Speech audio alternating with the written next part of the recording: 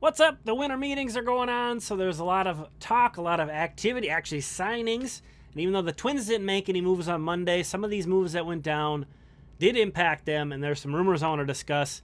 First off, the big news item of today, Trea Turner. Trea Turner got an 11-year deal with the Phillies. That's kind of the shocker, is the length of the deal. $300 million over 11 years. That's actually not that crazy of an AAV. But obviously, 11-year contract is a huge deal for Trea Turner. This is going to impact the Twins in a couple ways. We have sort of the market being set, and another sort of data point to consider with this, another sort of target that some of these other shortstops are going to be aiming for. But also, one of the top 4 shortstops is off the board. And while I did not think the Twins would be pursuing Trea Turner, even if they don't get Carlos Correa, I did not see him as a pivot guy. I could see them pivoting to the other 2 guys, but I didn't see Trea Turner.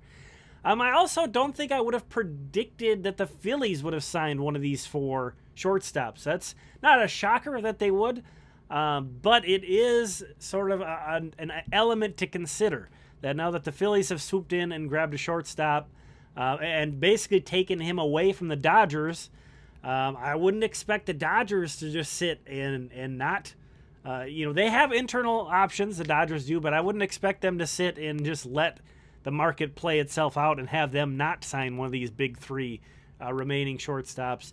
And I guess the other thing, I'm shocked that one of the shortstops signed before Aaron Judge. That's one of the things I talked about in my recent videos, is I really thought that Aaron Judge was going to have to be sort of the guy that cleared the way.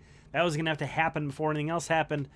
But clearly, another concept I discussed last time, the buy it now price. Clearly, the Phillies met Trea Turner's buy it now price, and a very long agreement. Congratulations to him.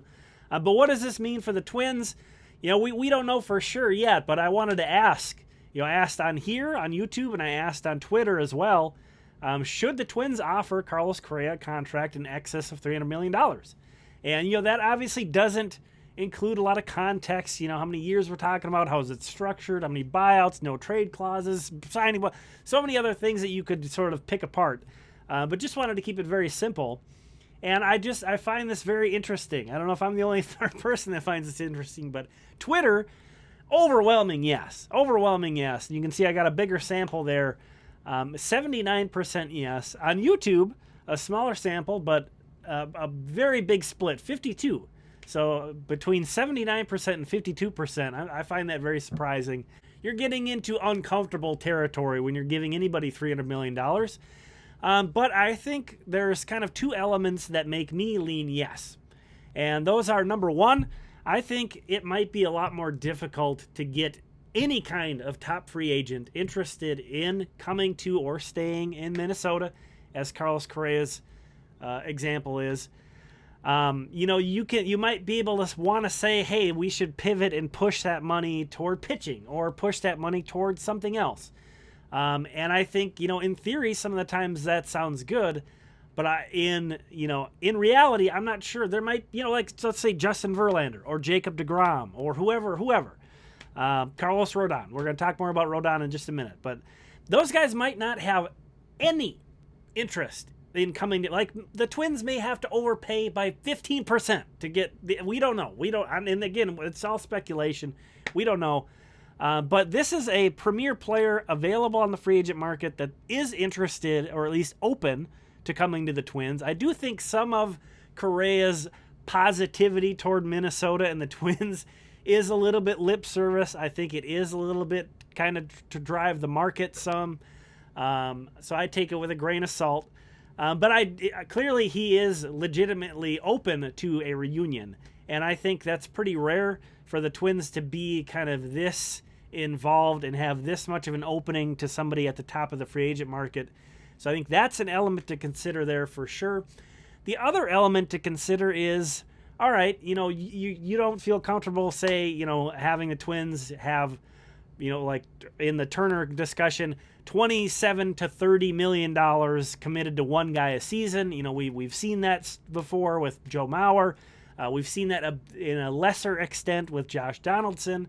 We've seen it with other teams and have it not work out, and I can see that as well as a concern. But I guess the flip side is like, what else? What else are you going to do with that money? I mean, the Twins could take that money and spread it out over 2 or 3 free agents every offseason from now over the next decade, and I don't know that that's going to really make a big difference. I'm not as averse to putting more eggs into one basket when it comes to allocating the budget toward one free agent. If you think that's a special guy, if you think that's a special player, I think you go for it, rather than saying, oh no, we need to protect our budget and make it so we could, maybe sign 2 $15 million a year players or 3 $10 million a year players. There is a certain build that can work for. I don't think the Twins are there. I think right now, the way this organization is set up, is that they've done a nice job at kind of developing some guys who are major leaguers. There are some guys we hope can do more than they've done, but they don't have a lot of top-tier players. The Minnesota Twins don't. So I think that's the kind of guy you're aiming for, and you hope that along the fringes of the roster is where you can kind of have your internal candidates come in and fill in those spots. So that's my take on it. I do think it can go both ways, but I just thought it was interesting that the two populations having quite a bit of different takes there. But, okay, they signed Correa. How are they going to address pitching? Well, Dan Hayes puts out here that this was another item reported today by Dan Hayes of The Athletic. The Twins would consider trading Luis Arraez for top-tier pitching.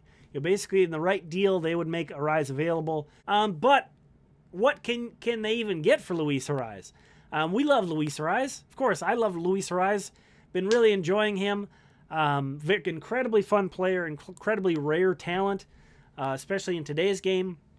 But, let's face facts. The guy is without really a defensive home.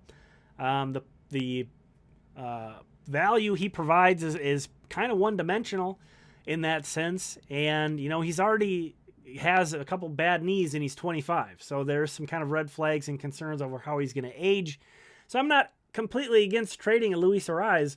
I am very much in doubt of the idea that they could have him as a centerpiece to get top-tier pitching, because we're showing here baseball trade values breakdown, and this is more of a fun tool to consider than like absolute concrete truth.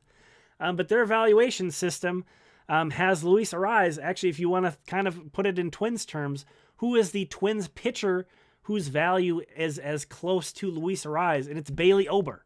So would you want to trade Luis Arraez for Bailey Ober? I wouldn't. Or a adjacent to Bailey Ober starting pitcher? I wouldn't.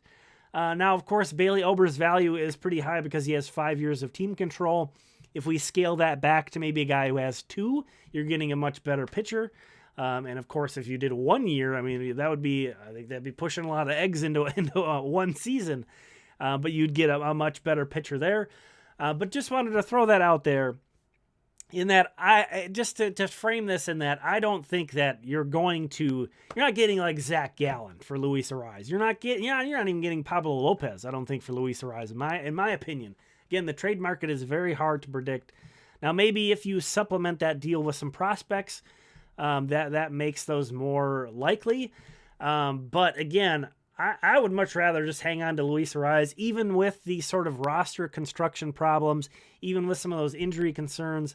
I still think if the Twins continue to not fill DH with a specific DH, like a Nelson Cruz type, I think you can figure this out and make it all work. If they can get a top-tier starting pitcher, I say go for it, but I just am very doubtful that that's a thing. So where does that leave us? Well, another item reported today was that the Twins they met with a bunch of Boras guys, Scott Boras clients. That includes Carlos Correa, also Xander Bogaerts, but also Carlos Rodón. But reports are that Rodón is seeking a massive contract, which shouldn't surprise anybody with the money that's been going around. Jacob deGrom and Justin Verlander in their mid-30s and late 30s, respectively, getting the bag, let alone some of the other starting pitchers that have signed. No surprise that Carlos Rodón is seeking a very large deal, a 6-year deal for $30 million a year. That's $180 million. I mean, that's a lot. That's a ton. That's a big investment. Yes, Carlos Rodón has some injury concerns. Every starting pitcher, I don't think there's a starting pitcher you can find that doesn't have some kind of an injury concern or an age concern. So I think that's just something you have to accept nowadays. This is not a shutdown for me. If I call up Carlos Rodón and he says, this conversation starts at 6-180, I'm continuing that conversation. Now, again, whether or not he views Minnesota as a positive destination or a place where he's like, man, I want to get a lot more. I got to get a lot more to go there. I don't want to go there. That we can't know that. I have no idea.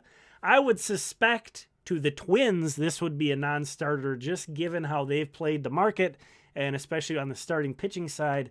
And it is a ridiculous commitment. I mean, every free agent is getting kind of a ridiculous commitment. It's the penalty you pay. It's the penalty you pay for not developing your own players. Is at that point you got to go into free agency and you're not getting a deal. No, it's very rare to get a good deal in free agency. So you don't want to have to go in there. With the way the Twins have drafted and developed, they don't really have a choice. It's either go in and pay these prices or, keep doing what we've seen the last couple of years. I don't think we want to see that. So, it's interesting that the Twins have met with Rodón. I think that's more of that Boris connection, but I hope they continue to pursue him. And especially since, if the Correa pursuit doesn't work out, which I'm still not super confident, this would be a great pivot point. I also think Bogaerts would be as well. Speaking of which, let's go back to this situation that I threw out there on November 19th. This was my likelihood on how I expected the Twins shortstop situation to be resolved. I still would put it this way. I think some of the percentages, if you made me put them on, have changed a bit. So I think it's more likely that if that Correa probably signs elsewhere, the Twins pivot and kind of adjust that budget toward a Swanson or a Bogaerts, maybe a Rodón. Second, most likely trade for an MLB shortstop. I don't know who that is right now. Now that the Phillies have Turner, you'd have to pay up for him, but Bryson Stott, they're certainly probably answering calls on him, unlike they were yesterday, before they had signed Turner. Not that they're just going to give Stott away because they have a shortstop long-term now, but, I'm sure they're fielding calls. There will be more of that domino effect that happens once all four of these shortstops have signed. There might be guys on the trade market that emerge. I think if you're Carlos Correa, you want to get a deal done. You want to get a deal done in the winter meetings. You do not want this to keep rolling on and stretching out like it did last offseason and then have sort of more of these signings happen. That's more money out of the pot. More of these guys sign, more of these guys go to teams. That's less openings, that's less dollars on the table. And I think if you're Carlos Correa, you just don't want to get anywhere near a situation again where you're the last guy standing. And once that situation resolves itself, again, I would give him the bag. I want to see him back with the Twins. But as soon as that situation's resolved, it's going to be fascinating to see how the Twins pivot because they have some other, if they're willing to go beyond the Mauer deal, beyond into territory that the Twins have never even come close to sniffing with Correa.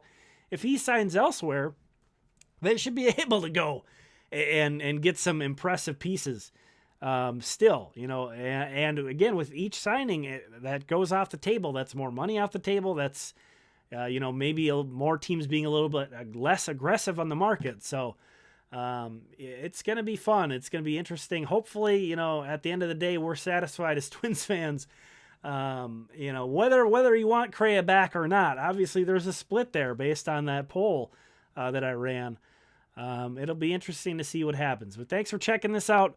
Thank you to all the channel members, especially the premium channel members here. I'll have some more prospect highlights and discussion for you guys sometime soon.